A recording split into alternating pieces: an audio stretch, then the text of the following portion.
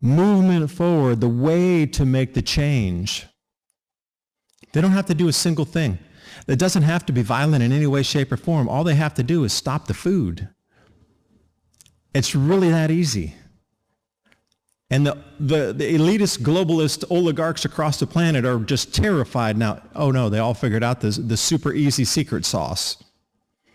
Turn off the food and the citizens revolt and take out the leaders. And all you do is block the highways and the farmers say, I'm not going to give you the food. I'm not even going to sell it to you.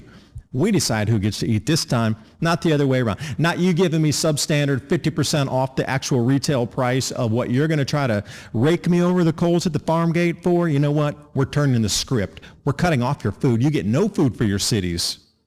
We'll let the citizens deal with you. And that's the way it needs to be. Nonviolent, just like that. Let it take its course.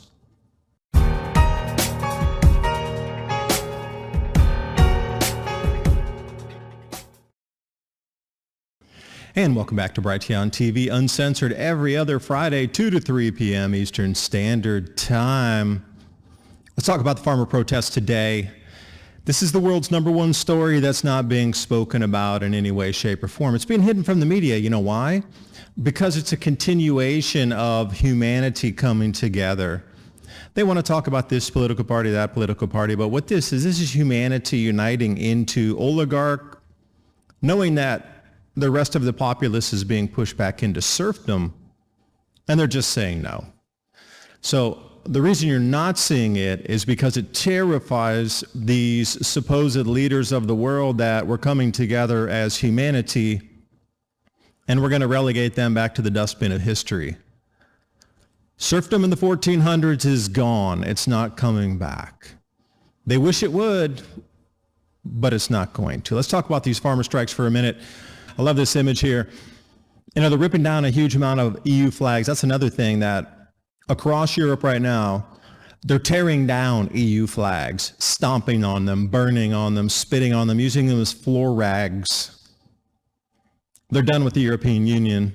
The average citizen is, they're going to try to push through.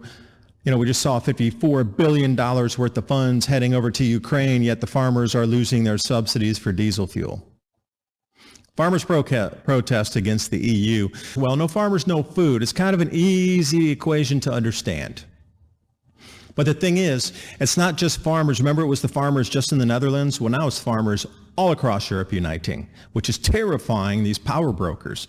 It's great when one country unites and everybody else stands around and looks and says, you know what? Oh, okay, it's your country, your thing. This time, all the countries are uniting together across Europe. Now, if we want to do just a French look exclusively around in Paris, a huge amount of debris deposited on the roads.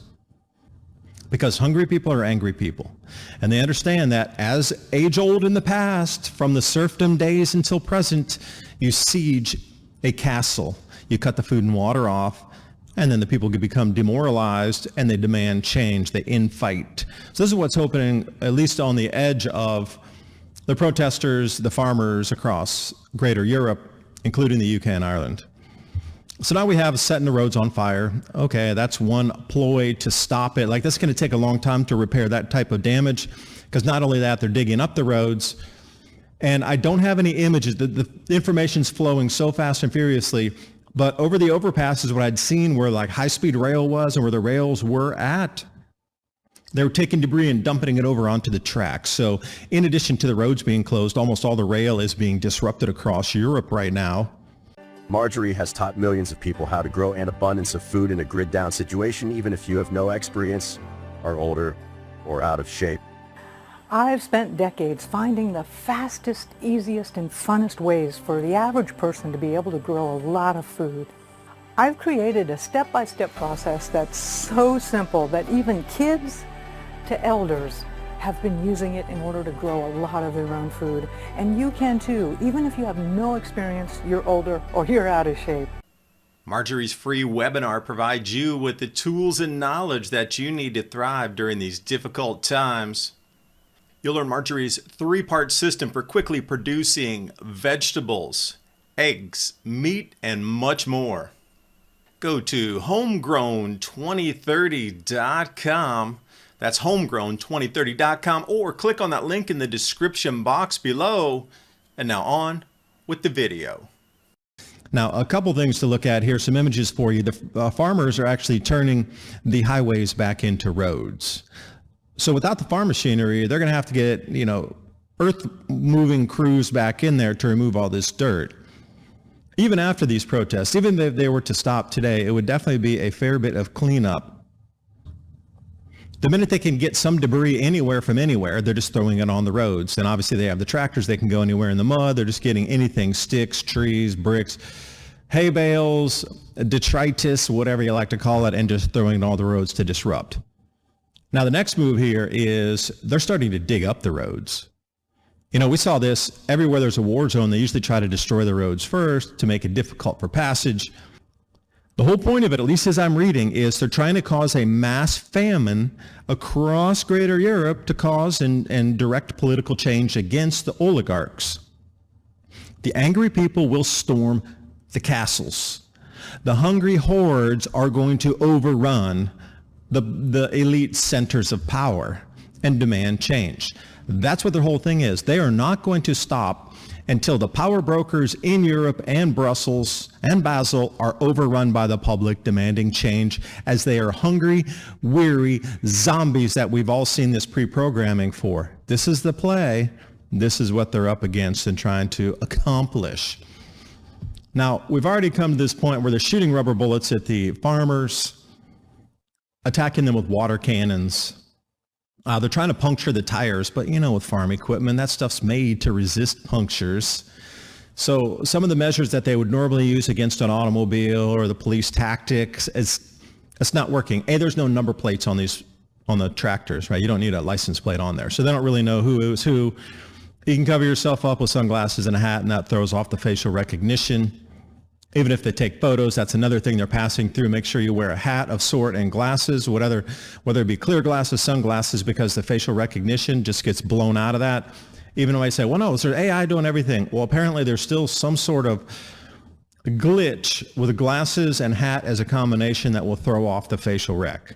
So they keep dumping everything across anywhere there's a parliamentary building, anytime there's anywhere EU governmental building, head of state building, head of any kind of government in the EU, it's being besieged as we speak. This is the level it's gone. It's all the countries. And this is why it's not making the news. So here they are. This is in the center of the center of the center. We are actually at the EU headquarters, and the farmers are in there burning, dumping, and they're fighting with the police. Okay, it hasn't gone to the point where they're using their tractors to ram through windows yet. But if they're at the EU headquarters when they're having their main meetings right now, causing all of this disturbance around the EU headquarters, do you think the power brokers inside are looking out the windows? Or do you think they're cowering behind the windows? That the tide has turned. This is a change of energies.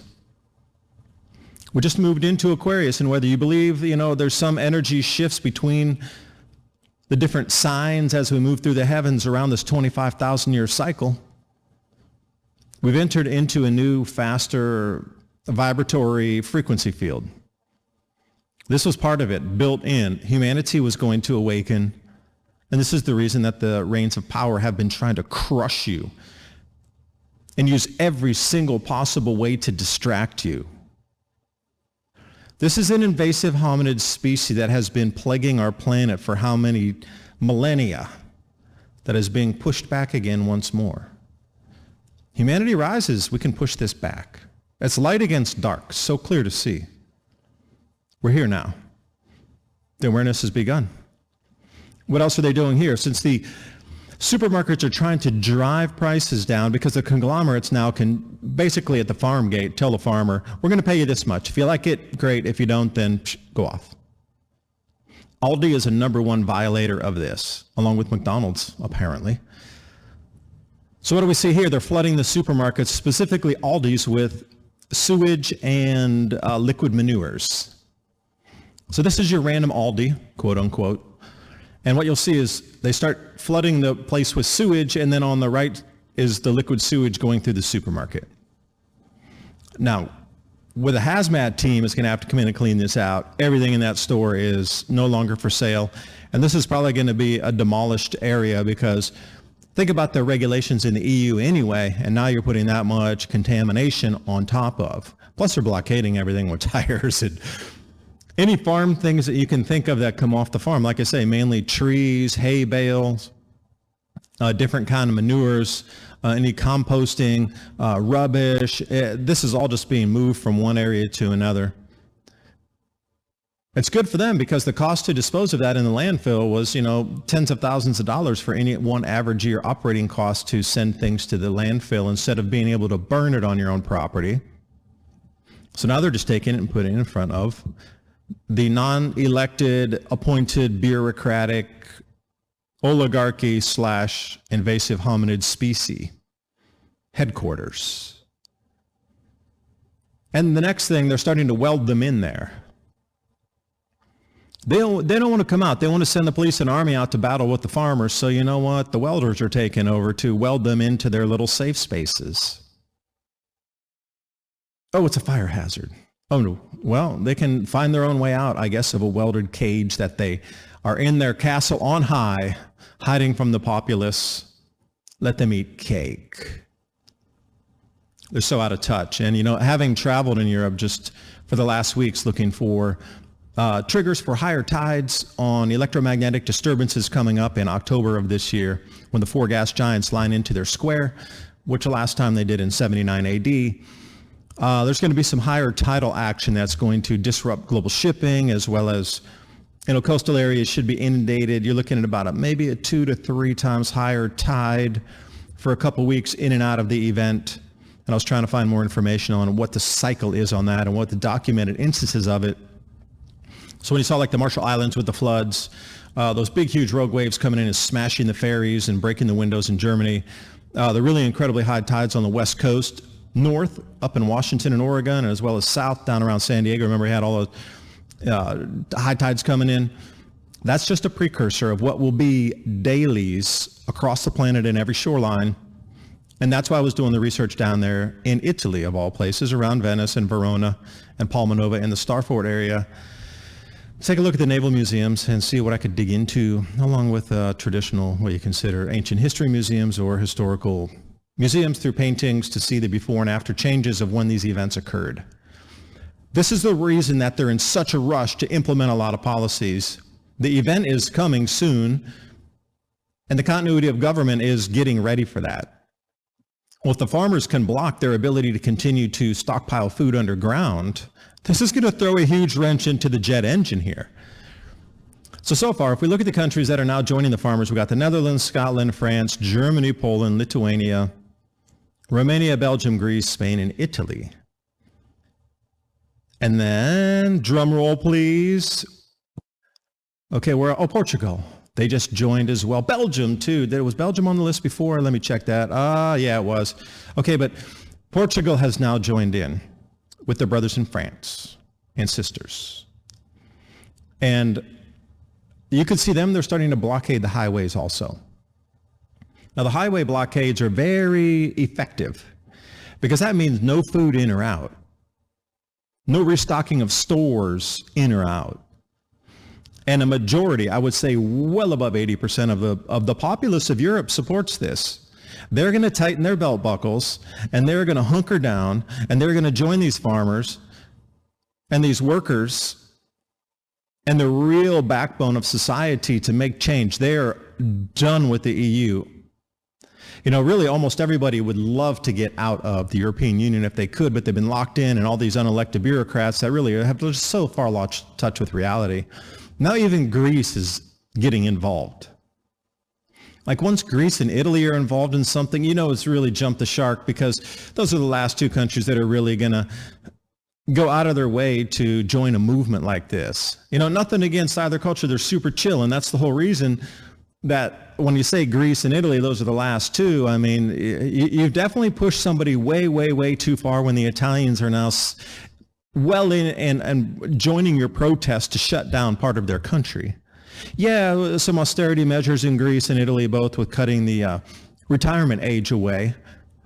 But now it's about food and control of the EU and breaking away, because when I was in Croatia, they just joined the EU. And that was the last days that you could convert their kuna, which is their local currency, into euros. And the prices nearly doubled the time we were there. I mean, when we traveled previously in Croatia, it was really inexpensive, incredibly lush for the prices you were paying in old Europe like that. But this time, everything was at least double price, and even more. So, you know, the Croatians are getting hammered in prices right now, and they're none too happy either. They just see their wealth getting drained away. Because I had a discussion with a guy who was at a restaurant, and we got some calamari. Usually it was like $8 for a big, huge plate. Now it's like 15. And I said, well, what went on? Last time we ate at the restaurant, it was like $8, $9, something like this. And he said, well, because we're in the EU integration, we're forced to now import from Spain the same calamari, the same squid that we could buy from the coast about an hour and a half from here. And I said, well, that's rather strange. He's like, no. And then he tried to explain to me this whole integrated EU, everybody buys equally from each country, and there's a distribution of all commerce amongst all the nations, so everybody gets their equal share, just like one loaf of bread for you, one loaf of bread for me. Communism's great, as long as farmers keep growing food. Anyway, Irish farmers are in on it now, too. Irish, English, Welsh, they're all getting in on it. So it's gone from the Isles all the way over as far as you can, over to the periphery East European nations with Romania and Bulgaria, Estonia, Lithuania. And you see where this little sign there says enough is enough? This is starting to be their motto. Enough is enough, and no farmers, no food. They want massive change, and I'll come into why they want change and what has happened to the farmer. You know, the American farmer, we just haven't had this like steamrolling of incredibly high prices, incredibly high taxes, CO2 taxes, and just the incredible limitation of business, the nitrogen mandates, and the forced selling of farms. We haven't had that in America. But the farmers in the EU are just, it's a purposeful plan to confiscate land. I'm just going to leave it there until we come after the break, and I want to show you a few more slides of what's happening there, why they're so angry. Now you look at these slinky forever into the road of, that's just like a fraction of a fraction when they look at it from helicopters. And here we've got 1,300 tractors in Brussels right now at the EU meetings at the headquarters there. Wherever you look, all these highways are blocked. Really nothing's moving too much, and that's the whole point. Now they're throwing their own produce in over at these buildings. Anywhere there is an EU sign that says Commission EU, whatever, they're bombarding these places now with farm produce and, like I say, manures, hay, blocking entrances, and making sure that the EU government cannot operate until change comes. And if the UN thinks, or United Nations or the EU believe that they can get a private army of all these nations to come in, like they're going to bring the army from Hungary to control French citizens and the vice versa, and German army to come over and control somebody down in Italy, I think they're not going to be doing that. So many people are aware of what's going on, and they support this change. The EU, as far as we know, this is the beginning of the end of the EU. You're witnessing it right now. Bold call, I know, bold call, but I am going to state that. So push is going to come to shove shortly. The supermarkets are running out of food. EU government's out of options. And now they're trying to have the police fight against their own people. So how does that make them look in the eyes of the average citizen that you're going to get our army to fight our own people because why? Oh, because you're trying to implement global taxes, CO2 tax, nitrogen tax, fertilizer taxes, cap and trade taxes, cut the fuel subsidies, and our food costs twice as much or 3 times as much because of those same policies. Gee, I wonder who I might support in this whole thing. So the populace has moved over, and that's why the World Economic Forum was terrified of populism movements, and that was on the number one thing, disinformation, populism movements, because they see it happening in real time. The ultra disconnected, elite, wealthy / installed rulers of the World Economic Forum, young global leaders in each place, in each country, the out of touch is what they should be called. Invasive hominid species is another word that they've been called through the ages.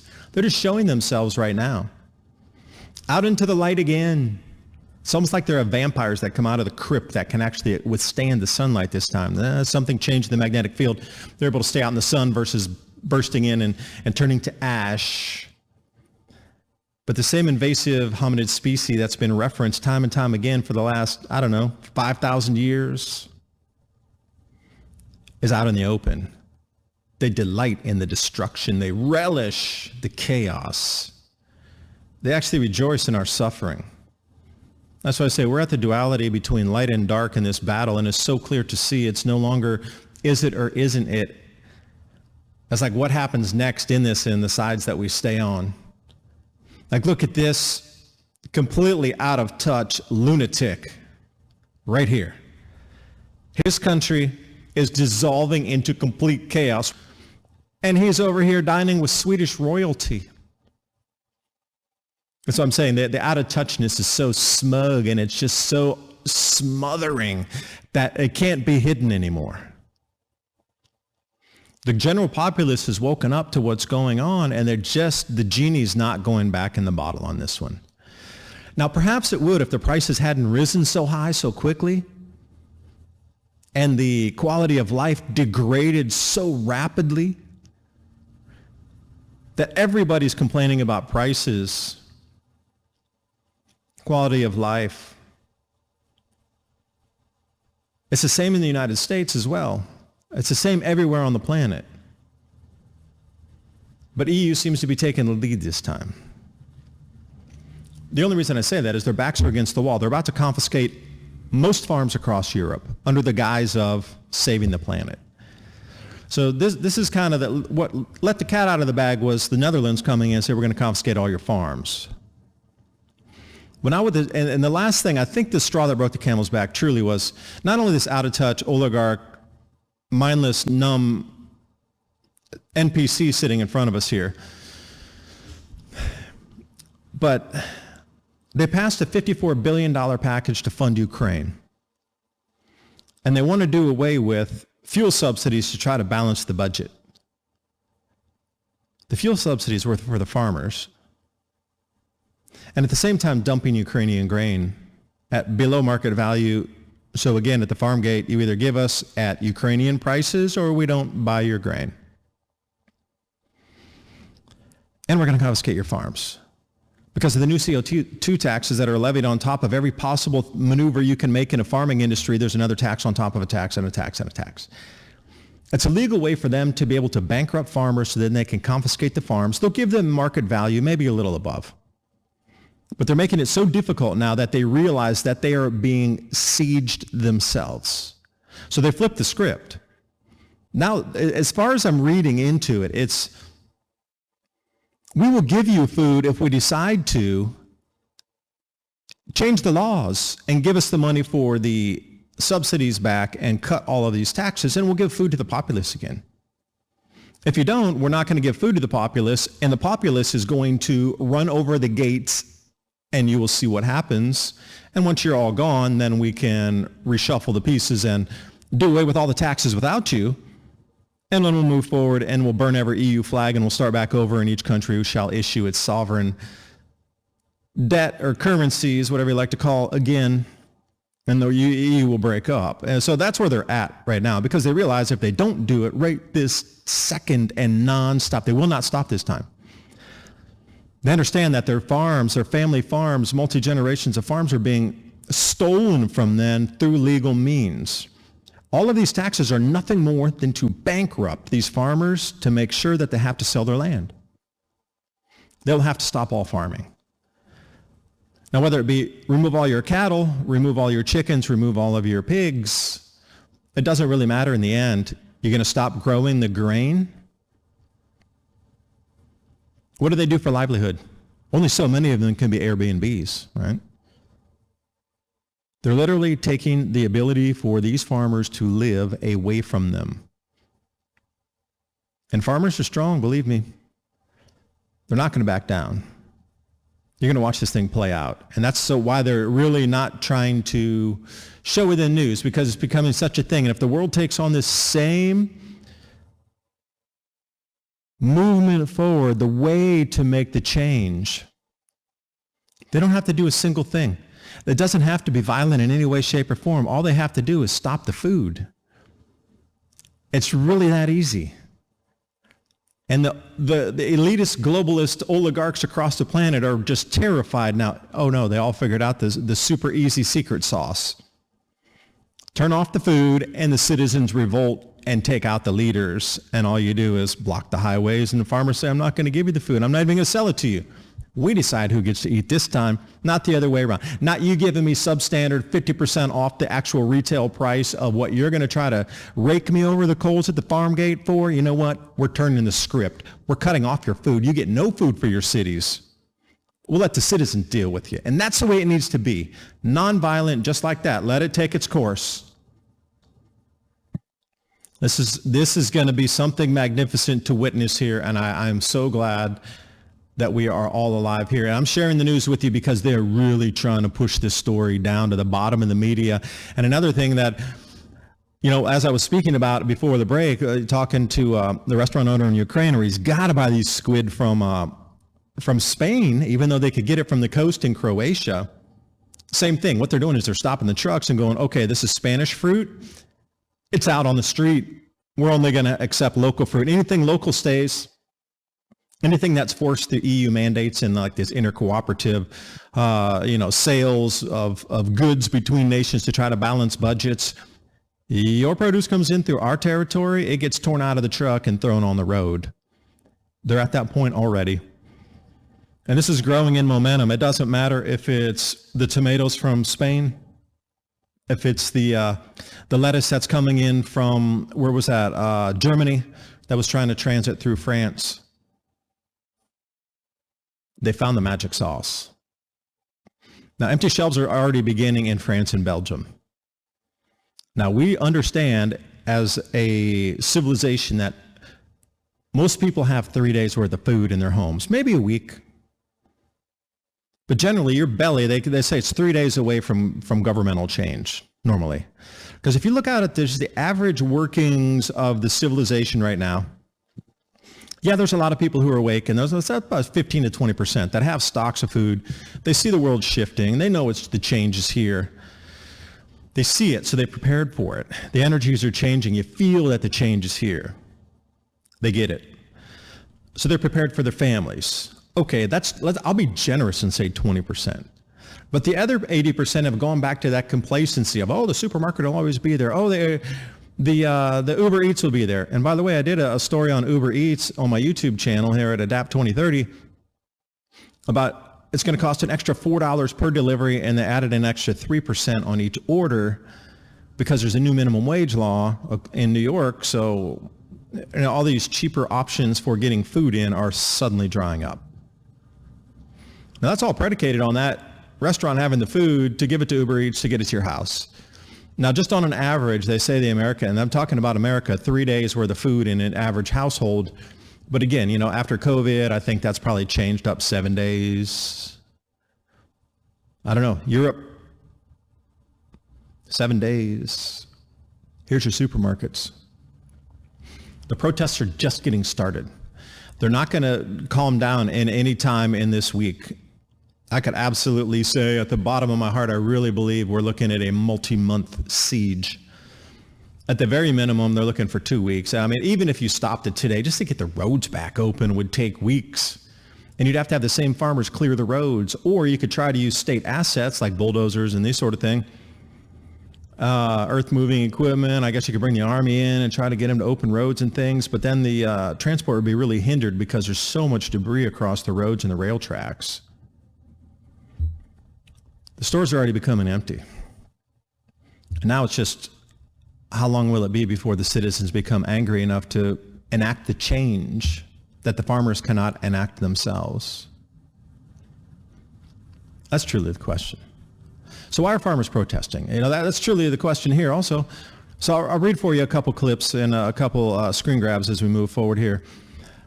The largest farmer groups in the EU say environmental regulations imposed by Brussels and overregulation in general are undermining profitability of crops. Obviously, there's a tax on every possible thing you could do. Also hurting the bottom line is the high cost of fertilizers. Oh yeah, they had the cap and trade border taxes on that. Oh, they had to start with fertilizers. Couldn't start with something like dishes, glasses, wine glasses. Nope, had to start with fertilizer first. It's easily identifiable, so they say. And the fuel taxes and the resumption or the revocation of the fuel taxes.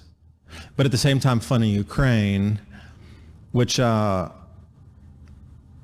as the EU shot themselves in both feet, the Nord Stream pipeline, and now what happens with all the energy? Well, the energy was somewhere between 7 and 14 times higher in Germany. So you look at this, 2 years on with limited energy supplies, how many umpteen businesses, corporations, manufacturing facilities have closed down because of this economic disruption? So the tax base isn't there either. So the operating farms, hey, let's just add more taxes. We'll put it under the guise of saving the world. Add a tax here, add a tax there. Add a CO2 tax everywhere. There's nowhere they can run from multiple taxes on every single facet of their operation, upstream, downstream. It's taxed literally every fraction of a percentage of any direction they could possibly move to produce food. It's way beyond anything we're experiencing in America. And they also denounced what they consider unfair foreign competition, which would be the dumping of Ukrainian grains at well below market prices and the competition there. So we can dissect this a little bit here. And, coming back to Croatia again, in these EU statements, because their main meetings are happening right now, Croatian MEP Mislav Kolakusic from the EU Parliament, he's saying that a lot of these measures are made so the citizens will not have access to organic food. They're rewarding mega farms and large agribiz and penalizing the small family farms. They're making it impossible for family farms. And again, I'll read here, the sizable agricultural land, we love you. Small farmers, get off the land so the large mega corporations can buy your small land holdings. They'll probably tear down your house because they don't want to have to turn the tractor as many times either. That was a great one out of King Corn. If anybody's seen that movie in the United States, watch this movie called King Corn. When they would come in, Monsanto and a few other Sargento or whatever seed companies and large, agribiz companies come in and they would buy the farm with the farmhouse and they would tear the farmhouse down literally so they didn't have to turn their tractors as many times around the house. That was built into their investment.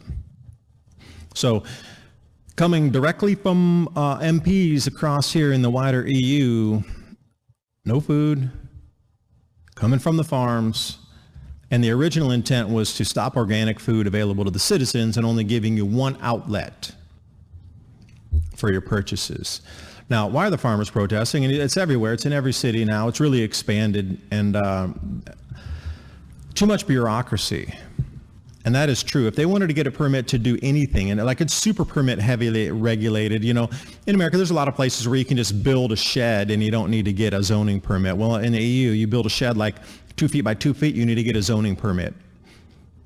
I call that a little tool shed where I want to put 4 or 5 shovels and hang some tools. You actually needed to get a permit for that and then pay a tax and a fee to get that. Then your property tax will go up because literally, let's say a 2 foot by 3 foot little area where you can hang some shovels and a rake or two. Yeah, that's how red tape it's become because they've run out of options to tax the citizens. Strict environmental regulations by Brussels is an understatement where they were putting nitrogen taxes on those farmers in the Netherlands, and they were also charging them a nitrogen runoff tax where if you apply, let's say, 1 ton of fertilizer on your crops, they were trying to use LiDAR and some sort of GIS software mapping interlaid over layered system where they could track the runoff from farms. And if it went outside of your, let's say, 5 acres or whatnot, you would be taxed on the runoff. So, it was just tax upon tax upon tax, and the prices of the fertilizer had definitely come on really heavy, and there was a ban on herbicides, pesticides, fungicides, and if they were allowed, the taxes were 50 to 100% for the same thing, to stop mold and blight in, wetter conditions now that our jet streams and cloud cells are shifting, causing more rainfall in areas. Add a tax to the EU agricultural policy. We should change the headline. Add 100 extra taxes. And here's what was interesting is, this is back in 2020, so it's not a new thing where all these taxes, this is just the thing that broke the camel's back. It's been ongoing since like 2020. It's just been regulation after regulation after regulation after tax after tax after tax, to the point where they can't even pay their mortgages any longer. And this is the whole thing. EU Common Agricultural Policy. It's a progressive tax based on farmers' purchase per unit area of pesticides, antibiotics, imported animal feed. So even the antibiotics, when you want to run through a herd or a flock, your medicine had now a new tax based on, they just made up things as they went along. It's great to talk about protecting the environment. I get it. Pollution, not anything you really want to have in the environment, but just to make things up out of thin air, that now this needs to come in. And taxing the farming. Now, Denmark itself, they were trying to reach these climate targets, some of them in the 2030 agenda for them to cut 70% of their 1997 emissions targets, or emissions at that point they were going to cut at 70% and bring back down into some sort of equilibrium by 2030. They started to put $108 per ton as a tax. So it could have been from anywhere. It could have been from your drying. If you're a granary, anything that you were drying, they would measure and try to tax you on CO2 emissions by the natural gas you burn, as well as anything that would have come off your grains while it was drying. And of course, anything coming out of the tractor, diesel fuels burnt, they really went heavy into the animal manures, animal urine, for the methanes. And anywhere you looked, there was just inspectors everywhere, just running over the land, trying to tax anything and everything. And the tax originally was to switch crops, to get you to move from cows to pork, and then it was like the golden utopia was move to fish farming. Well, now that's bad for the environment too. Like, you just downward spiral. So they want the land. That's the whole thing. The whole thing was trying to confiscate the land. And then, everybody's out there with wide eyes looking, going, well, I hope it doesn't happen here. Well, the Netherlands, they just did it EU-wide. So everybody's like, you know what? There's nowhere else to run to. All right, time to fight back. So we had the tax on the farming emissions. That started in Denmark. And it was just not Denmark with the binding 2030 agreement. Now every EU nation applied that. So now every EU nation's bound by this, and every EU nation is going to get smacked with the same ridiculous amount of taxes. And Netherlands was forcibly closing 3,000 farms. Not 30, not 300, 3,000. Can you imagine if we closed 3,000 farms in America? In one state? That's exactly the same here. So now everybody realizes it doesn't matter if you're France, if you're in Slovenia, you're in Italy, it doesn't matter if you're in Romania, they're closing your farms. And everybody unanimously are looking, going, hey, our family livelihood's here. We've had this land for multi-generations. You're not going to take our land.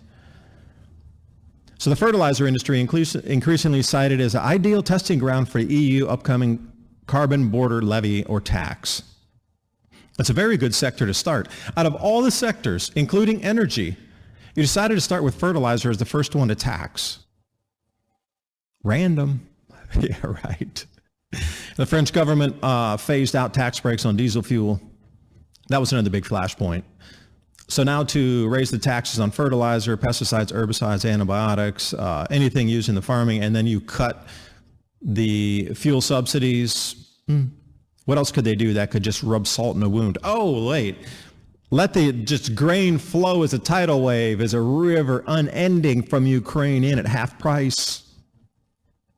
Actually, it moved up to around 20% less than the grain after so many people complained, but I think it's around 30% cheaper as we speak today. So you start to get all of this rolling downhill into a snowball, literally. And today's harvest, small families, and then what has gone wrong is really a great question. These ivory tower, out of touch, unelected oligarchs that are from the moneyed families from old, again, invasive hominid species that have been around controlling from the back shadows that are now trying to bring their darkness into openness to celebrate their destruction of the planet. These countries, like Berlin was going to phase out the tax breaks first, and then Netherlands went into the nitrogen thing.